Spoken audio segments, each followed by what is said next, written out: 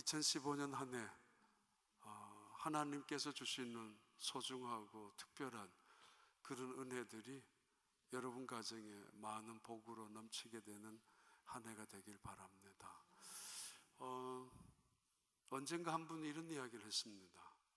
목사님 설교할 때 첫 번째, 두 번째, 세 번째라는 말씀할 때 두 번째입니다, 이제 세 번째 마지막입니다, 그럴 때 기분 좋다고.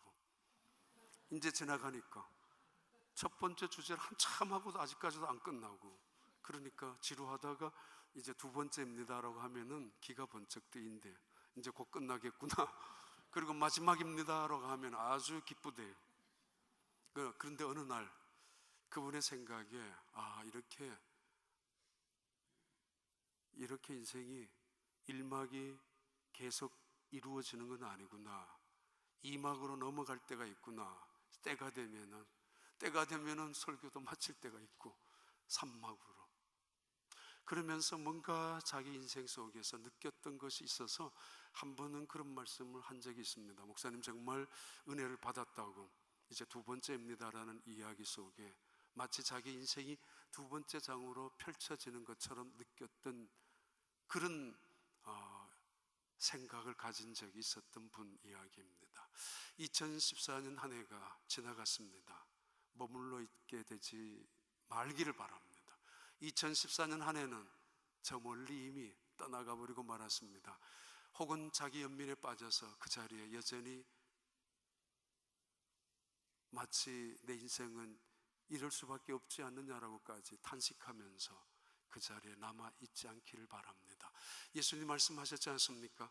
너희가 나를 다 떠나가게 될 것이라고, 떠날 것이라고. 마치 지나가는 이야기근처럼 세상 사람들 같으면 가슴 속에 꼭 묻어두고, 세상 사람들 같으면 그거 가슴 속에 상처가 되어도 후벼 파가지고 새겨놓을 말인데도 불구하고 예수님은 지나가는 말씀으로 하셨습니다. 너희들이 나를 팔게 될 것이라고, 그리고 떠나게 될 것이라고. 그런데 갈릴리에서 보자고. 지나갑니다. 이야기 드렸죠. 고양이 한 마리 발자국이 저 비전센터 옆에 콘크리트 자리에 있습니다. 그 고양이가 지금도 그 자리에 있다면은, 발자국 발 빠진 그 자리에 그대로 있다면은 그걸 살은 고양이라고 할까요? 죽은 고양이라고 할 수 있을까요? 살았지만 죽었고, 죽었지만 살아있는 것, 그렇게 사는 인생이 되지 말기를 바랍니다. 떠나가는 것입니다. 지나가는 것입니다. 새로운 인생의 장이 제2막이 어쩌면 후반전이 시작되었습니다.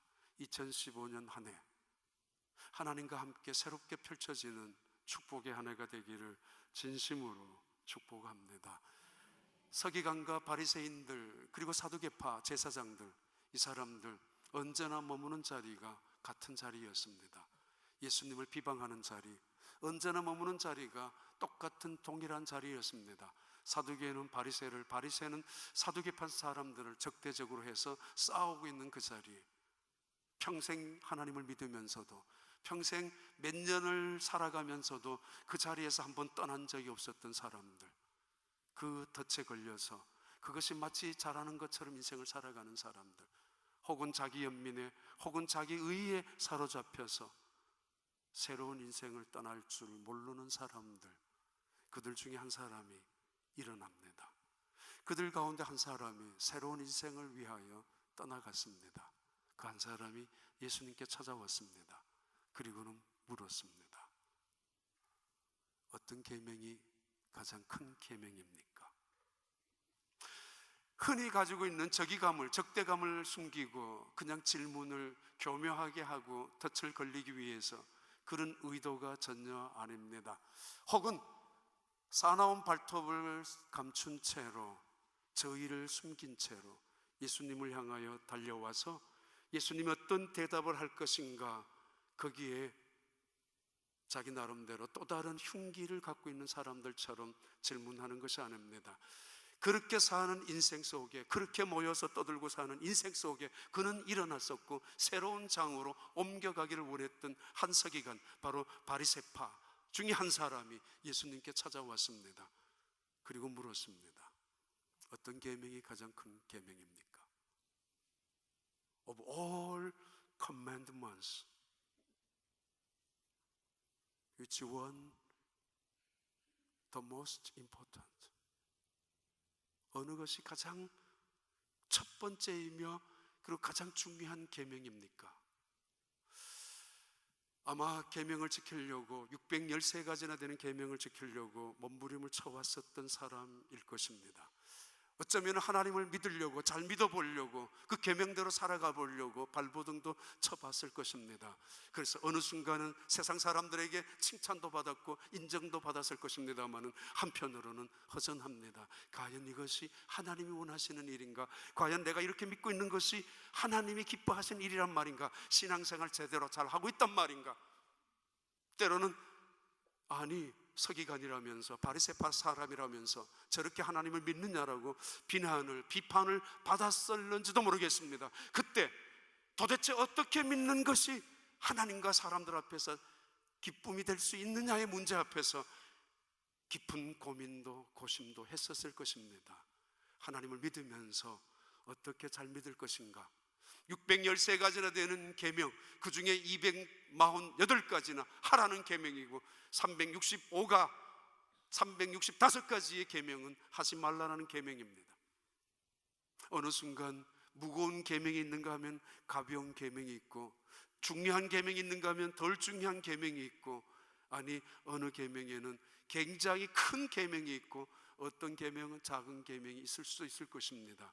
그런데 자기는 모르겠습니다. 어떻게 믿어야 하는지, 어떤 계명을 제대로 지켜야 하는지. 그래서 정말 예수님 앞에 쫓아왔습니다. 어떤 계명이 큰 계명입니까? 가장 중요한 계명이 무엇입니까? 다른 말로 말하면 하나님이 우리에게 원하시는 것이 무엇입니까? 어떻게 하나님의 말씀을 순종하고 살아가는 것이 제대로 된 믿음의 생활을 할 것인가에 대한 문제를 예수님을 향하여 질문을 하고 있습니다. 알고 싶었습니다. 제대로 믿고 싶었기 때문입니다. 제대로 신앙생활 하고 싶었기 때문입니다. 평생 예수님을 믿었지만은, 하나님을 믿었지만은, 아니 평생 그 하나님의 말씀을 가르치고 암송하고 살아가는 사람이었지만은 그래도 알고 싶었습니다. 바로 몇 시간 전에 그들이 싫어하는 사두개파 사람들이 예수님께 질문을 했었거든요. 만약에 아내가 5명, 6명 있었던 남편이 부활한 다음에는 누구 남편이 될 것입니까? 예를 들면은 그런 일이 있을 수 있었습니다. 옛날에는. 왜냐하면은 가족이 누가 죽으면은 자연적으로 그것을 계승해야 되기 때문에 동생들이, 언니들이까지 말입니다.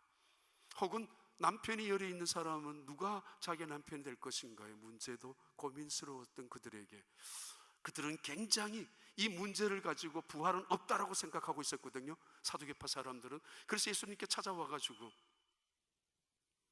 과연 어떻게 될 것이냐고 궁지에 예수님을 몰아넣었습니다마는 예수님은 단숨에 그들을 제압하고 맙니다. 그들의 꾀를 하나님의 지혜가 어찌 못 당하겠습니까? 그들의 고집을 예수님의 그 건세가 어찌 무너뜨릴 수 없겠습니까? 순식간에. 천국은 그런 곳이 아니라고. 부활은 분명히 있지만은 천국은 너희들이 생각하는 것처럼 물질적이고 육적인 것이 아니라고. 그 소문을 들었던 바리새파들이 다시 몰려들었습니다.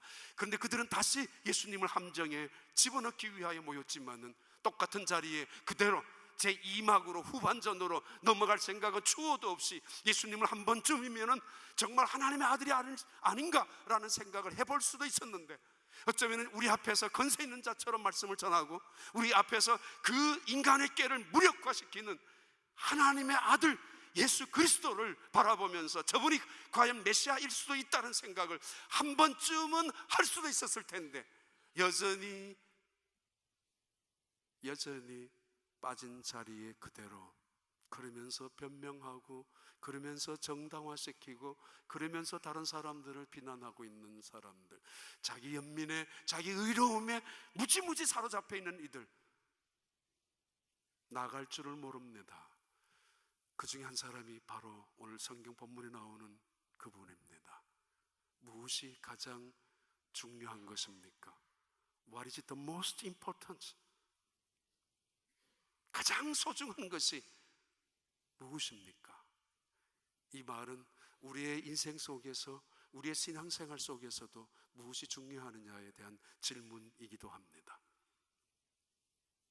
캘리포니아의 화재 가끔씩 났을 때 경찰이 와가지고 5분 내로 빨리 나오라고, 혹은 10분 내로 다급하게 사이렌을 불면서 빨리 집에서 철수하라고, 그럴 때 대부분의 사람들은 무엇을 들고 나갈까? 여러분, 몇 년 전에 하이크 허리케인 지나갈 때 뭘 들고 나갔습니까? 차에다가 뭘 싣고 갔었습니까? 그때는 조금 시간적인 여유가 있었을 텐데 생각했을 거 아니겠습니까? 멀리서 자기 집이 불타는 것을 바라보는 대부분의 사람들, 그 비싼 동네에서 굉장한 저택들이 불타는 걸 보면서 무슨 생각을 했을까요? 다이닝룸에 있었던 테이블, 식탁 테이블들, 그거 구하려고 다녔기도 했겠지만은 그거 타고 있습니다. 그릇들이 타는, 깨지는 소리들이 들리기도 합니다. 그거 어떻게 모은 건데, 얼마나 귀한 건데. 침대 고스란히 타고 있을 것이고, 옷장에 그 많은 옷들 혹은 비싼 옷들도 불에 잿더미처럼 타버리고 말고 있습니다. 타고 있습니다. TV나 오디오 세트나 아니면 값진 벽에 붙어 있는 물건들, 어느 것 남김없이 불이 다 태워지고 있습니다. 남는 거 잿더미입니다. 그들은 발을 동동 구르기도 할 것입니다. 안타까울 것도 있을 것입니다. 저거 들고 나올 걸, 아차 그거 놓쳤어, 아차 그것은 꼭 필요한데, 그러나 늦었습니다. 아니, 그들 중에 대부분은 목숨 하나 사는 것만 하더라도 감사하는 사람들이 있을 것입니다. 그리고 새롭게 다시 이 막으로 넘어갑니다. 불타는 것을 보면서 남는 게 뭐 있어요? 남는 게, 여러분, 2014년 한 해 지나보내면서 남은 게 무엇이 있습니까? 가장 소중한 게 무엇이냐라고 그에게 예수님께서 대답하셨습니다. 주저함 없이, 그리고 단숨에 다시 한번 그들을 향하여 대답하십니다. 가장 중요한 것은, The most important is this. 가장 중요한 것은 이거라고. 그러면서 잠시 숨을 고르면서 그들에게 신명기 6장 3절 4절의 말씀을 인용합니다. 들어봐. Listen, hear, Israel. 질문은 한 사람이 하고 있지만은 온 이스라엘 백성들을 향하여 한 사람이 찾아와서 진지하게 묻고 있지만은, 오늘 또 하나님을 믿는 수많은 백성들에게 어떻게 하면 하나님을 잘 믿는가, 이 계명 중에 무슨 계명이 가장 하나님이 원하시는 계명인가를 고민하고 믿음 속에 제대로 한 해를 살아가려고 애쓰는 사람들을 향하여 들려주는 예수님의 대답입니다. 오 이스라엘, 들어봐라. The Lord is one. Your God is one. 하나님은 한 분이시다. 잠시 중간에 삽입시켜 놓고는 대답하십니다.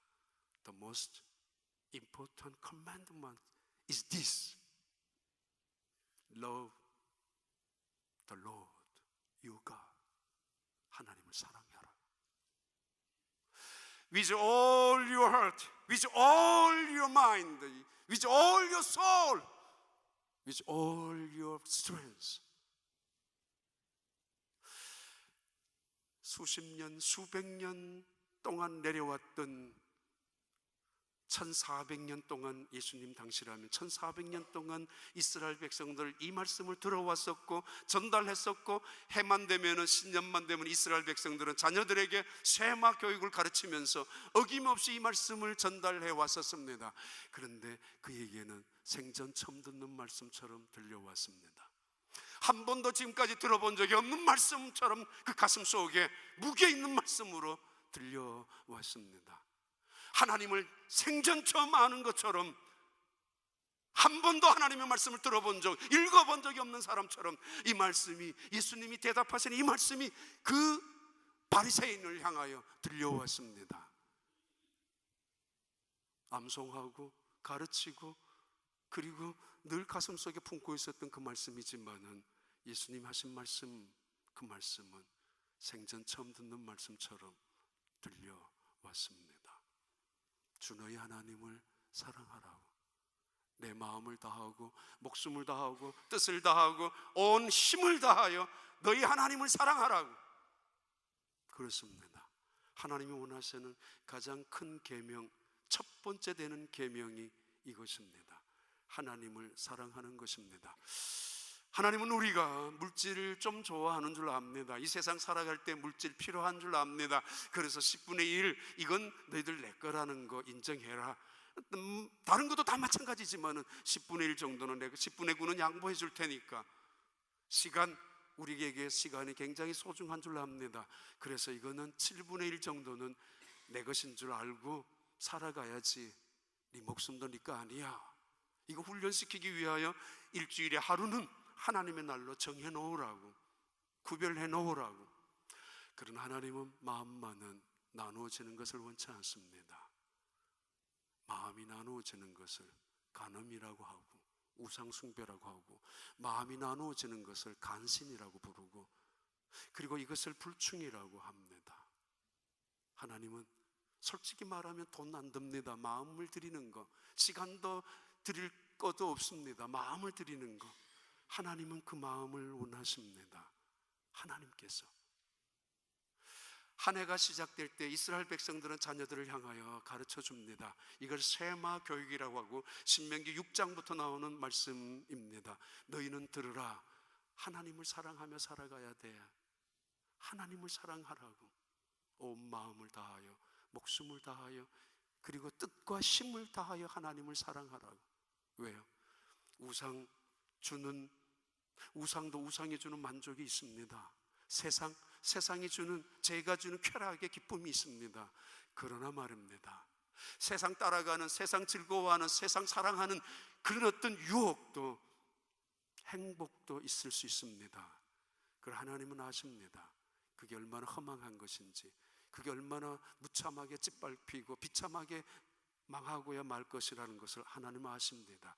그래서 하나님은 나를 사랑하라고, 나를 사랑하라고. 왜 하나님을 사랑해야 합니까? 그래서 하나님은 우리를 사랑했기 때문입니다.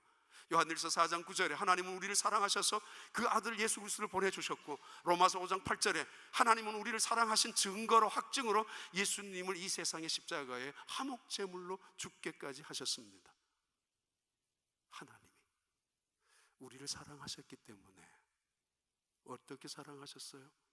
아직 우리가 죄인 되고 원수 되었을 때, 우리가 사랑할 만한 조건이 하나도 없었을 때 하나님은 우리를 사랑하셨습니다.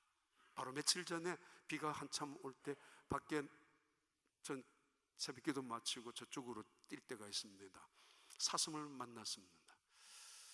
이쪽 길을 올라가다가 보면은 집을 짓는 동네가 있는데, 지금 그래서 그런지 사슴이 이쪽에 있다가 또 저쪽으로 가기도 하고 왔다 갔다 그럴 때가 있는데, 얼마 전에는 근래에는 처음 봤습니다. 아주 큰 사슴 한 마리가 그 늪지대를 달려 나와서 베어크릭 팍 쪽으로 언덕을 향해서 올라가서 가더라고.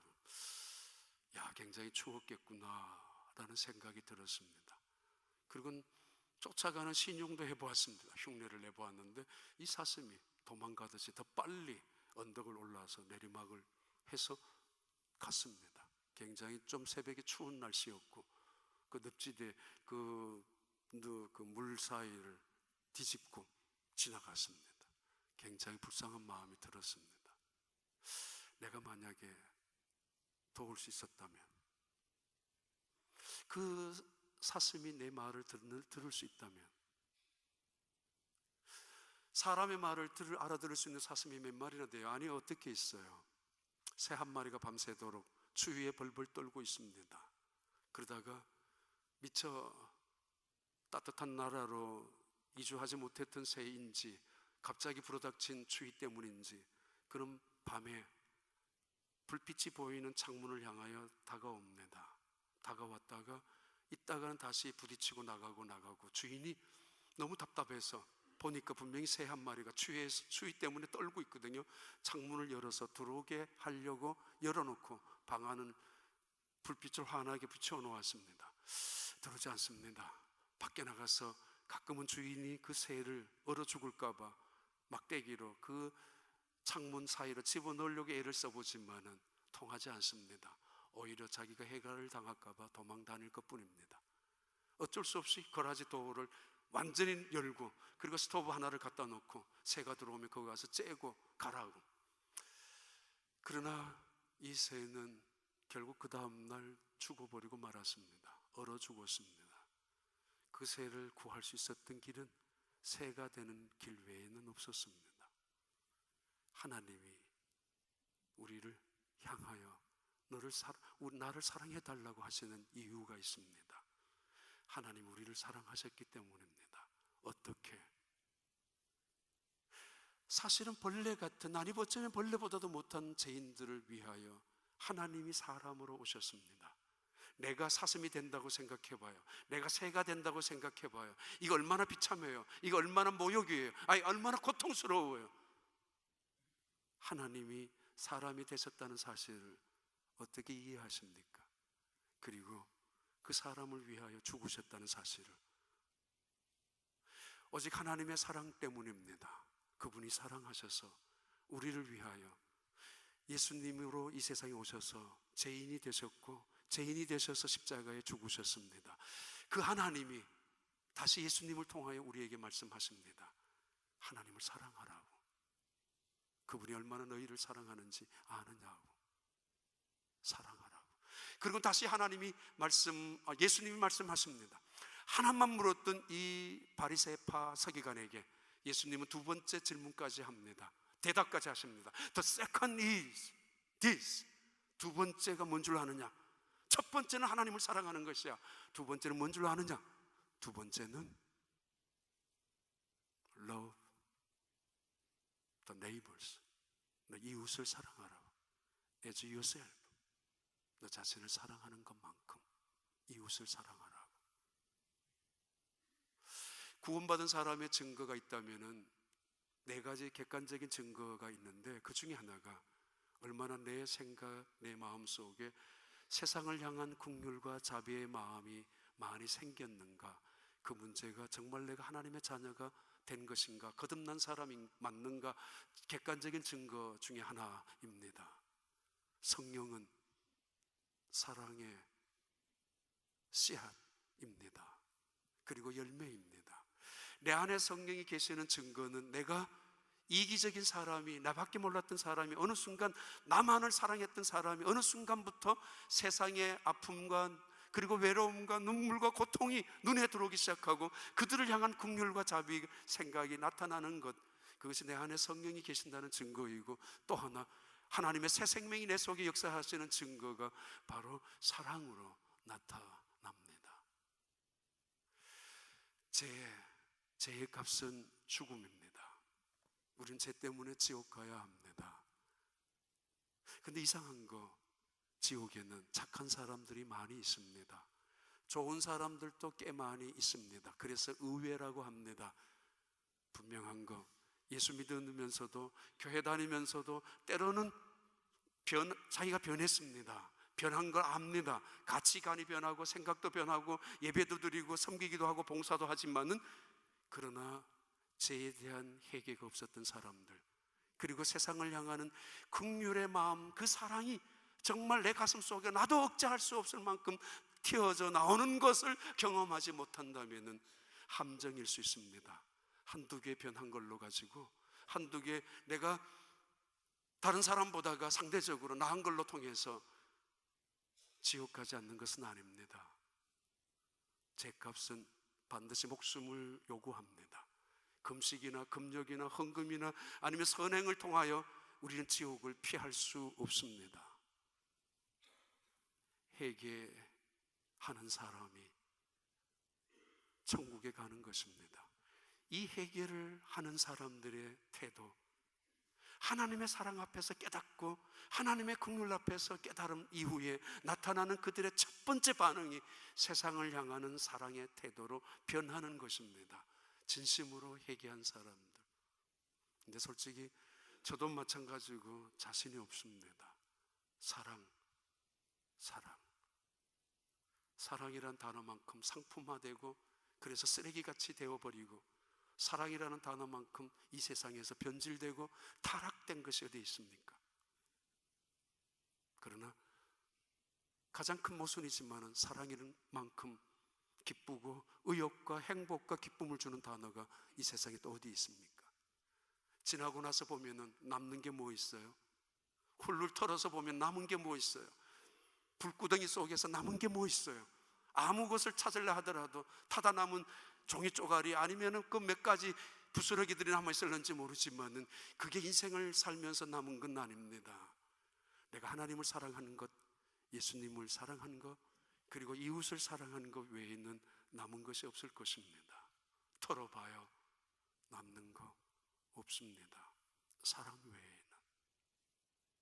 이 서기관과 바리새인은 대답합니다. 예수님, 당신의 말씀이 옳습니다. 하나님은 한 분이란 사실이 맞습니다. 그리고 당신의 말이 옳습니다. 하나님을 사랑하는 것, 그리고 이웃을 사랑하는 이것은 번제물보다가 어떤 제물보다도 더 귀중하고 더 특별한 것이고 하나님이 원하시는 것을 압니다. 그렇게 대답했습니다. 바로 그를 향하여 예수님께서 이렇게 칭찬하십니다. You are not far from kingdom of God. 너가 하나님의 나라에 멀지 않구나.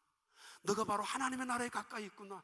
하나님의 나라에 아직은 들어가지 못했지만은 하나님의 나라에 가까이 새로운 장을 향하여 걸어가는, 출발을 향하는 그 서기관 바리새인을 향하여 칭찬하셨던 유일한 예수님의 말씀입니다. 머물러 있지 않았던 그 자리에 함께 머물러서 함께 인생을 좌절과 낙심 속에서 머물러 있지 아니하고 새로운 인생을 향하여, 새로운 사모함을 향하여 예수님을 쫓아갔었던 이 제자에게, 이 사람에게 들려준 예수님의 말씀입니다. 너는 하나님의 나라에 가까이 있다라고, 멀리 있지 않다라고 말씀하셨습니다. 그렇습니다. 여러분, 하나님의 나라에 멀리 떨어져 있습니까? 아니면은 어느 곳에 있습니까? 벽, 우리 앞에 놓인 벽이 있습니다. 담쟁이 넝쿨은 그 벽을 넘어갑니다. 아무리 높은 벽이라고 해서 포기하는 법이 없습니다. 도저히 이것은 결코 넘어갈 수 없다라고 누군가가 우기고, 그래서 모두가 절망하고 모두가 포기했다 할지라도 말없이 담쟁이 넝쿨은 조용히 묵묵히 담벼락을 기어올라서 넘어갑니다. 어느 시인의 식기 속에 나오는 글이기도 합니다. 2014년 한 해가 지나갔습니다. 2015년 새로운 한 해를 시작하는 여러분, 혹시 벽이 앞에 놓여져 있습니까? 포기할 것입니까? 절망하십니까? 담쟁이조차도 넘어 올라가는데 좌절하지 마십시오. 주님은 한 가지 원하시고 계십니다. 하나님을 사랑하라고. 하나님을 사랑하라고. 그리고 사랑하는 것처럼 이웃도 사랑하라고. 그 하나님의 사랑, 그 놀라운 그리스도의 사랑이 여러분 가정, 우리 교회에 가득히 임하는 축복의 한 해가 되기를 진심으로 기원합니다.